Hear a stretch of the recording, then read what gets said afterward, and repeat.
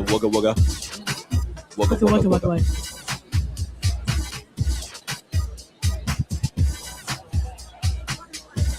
Now we get all casual. Now we're like, all right, now relax. Lisa Flexner is back on the show, live here at APTA CSM. How's your conference going? Is the question everybody asks. It has been amazing. I never know how to answer that question. Yeah. How's your conference going? Chaotic?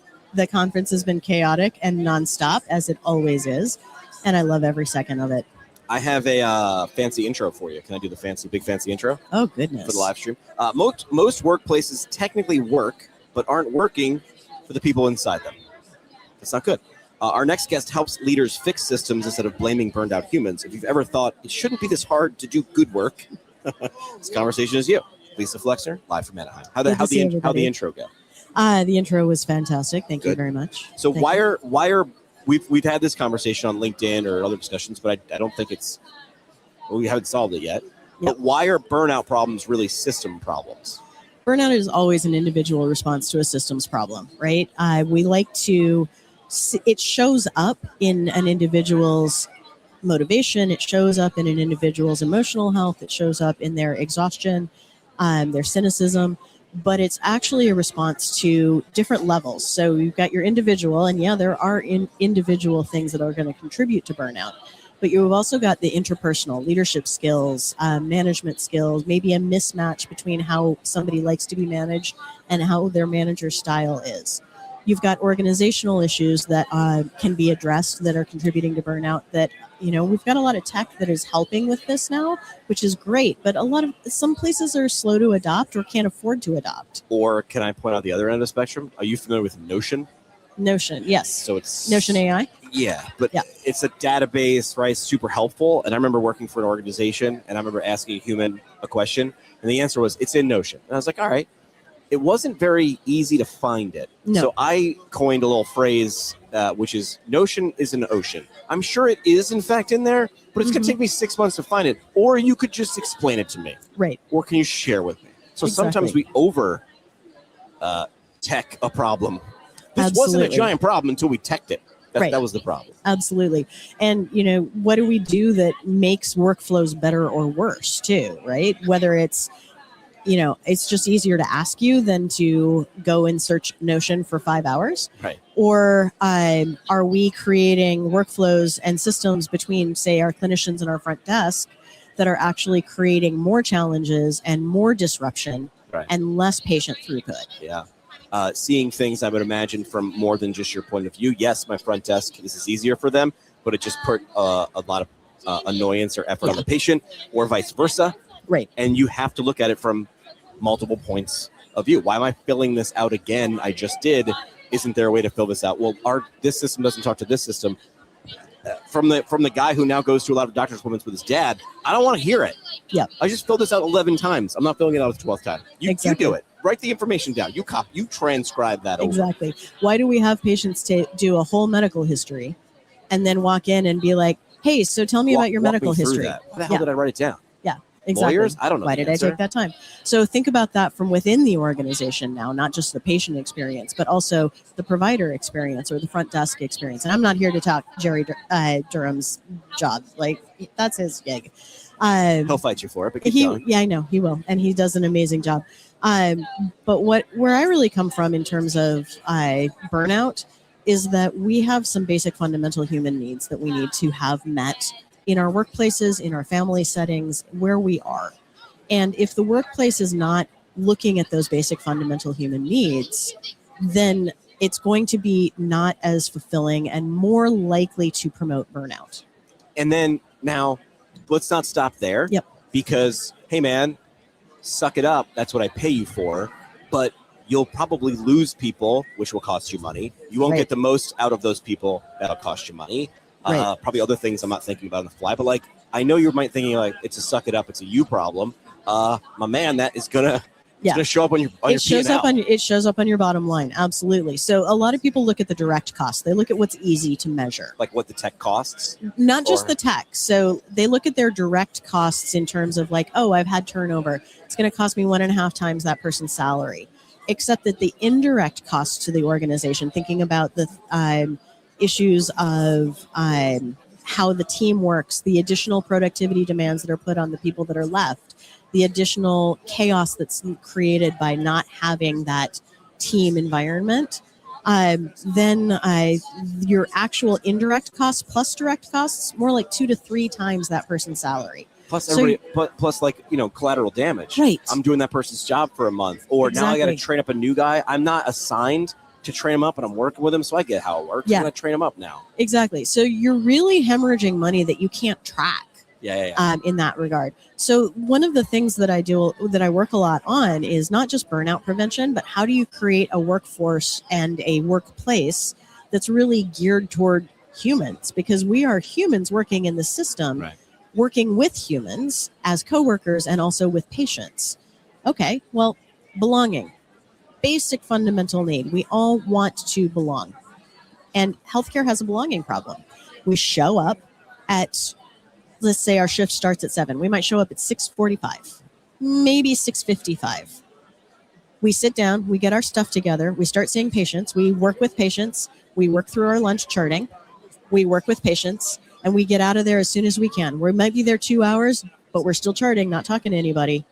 And then, or we're leaving at the second that we're done, running home, taking care of our kids, taking care of dinner, whatever, connecting with our partners, and then charting until the late nights, And we're right? wondering why people are looking for the door. Exactly. Because there's no team. You're a bunch of co-working people, right? I didn't sign up to be a co-worker. Right. I didn't want to go to a co-working space. I'm not at WeWork. Right. I want to go to my Right. office where I have a team and where I can connect with people that I see every day. It's great to connect with patients, Yeah.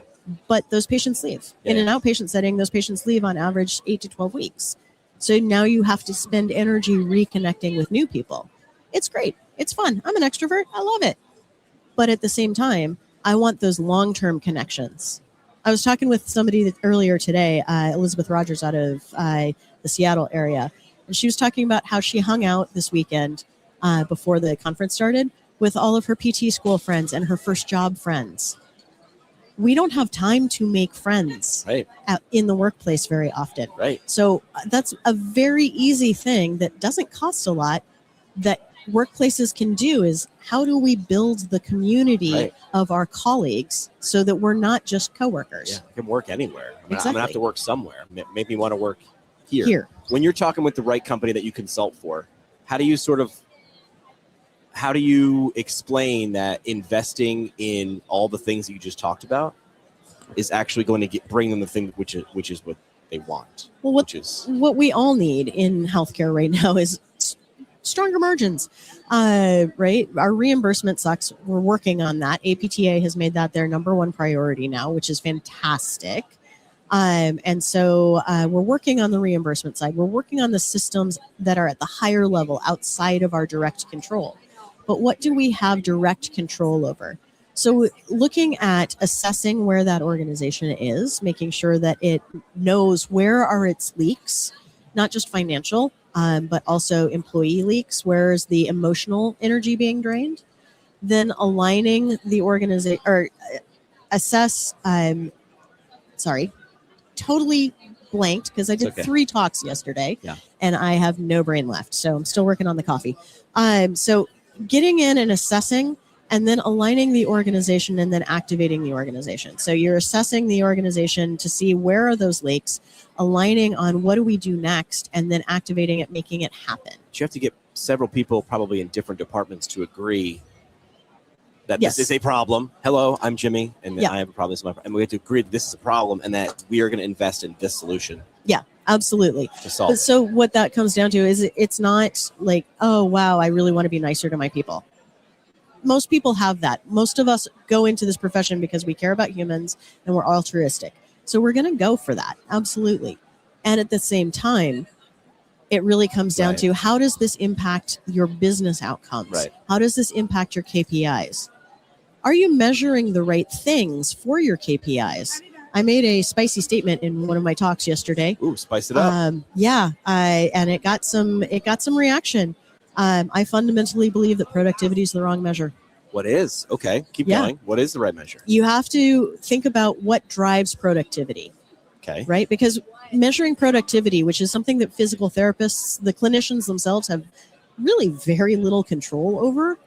Measuring productivity doesn't really incentivize more work. What does incentivize more work is a shared goal, a shared mission, a sense of belonging, good communication.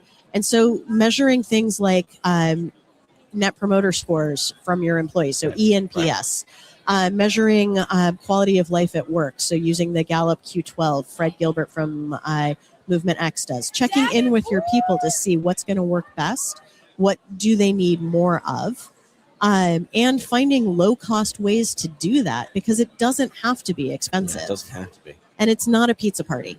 You talked about this last week on the Pintcast. I made a very successful video about 6 months ago where I did one of those where you're playing two characters, and it apparently resonated with people because apparently pizza is the go-to. Pizza is the go-to. Yeah, pizza's great. I'm from New York. Listen, so love me some pizza. That is not it's not a Band-Aid. Yeah, I have a friend who's a clinician in a large hospital system, and their holiday party used to be this big fancy thing at a local. I live in Bend, Oregon. We have lots of resorts, so they would rent out this big local resort for this big bash, and then that was every year, and they felt really celebrated. They felt really valued. And the next year, one year, it suddenly changed to like lunch. Yeah. And then the following year, it was pizza in the break room. And they were like, what happened? It's a cost-cutting measure.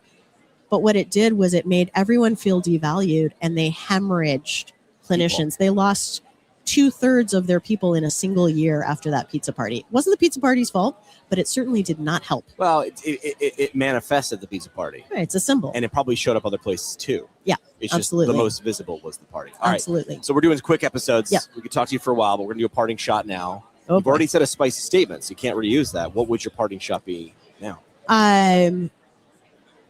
Oh boy. That was my parting shot. All right, Stinker. so reiterate this. Yeah, so healthcare is a belonging problem, and it also has a hierarchy problem. And we need to break the hierarchy of healthcare. And, my last name's Flexner.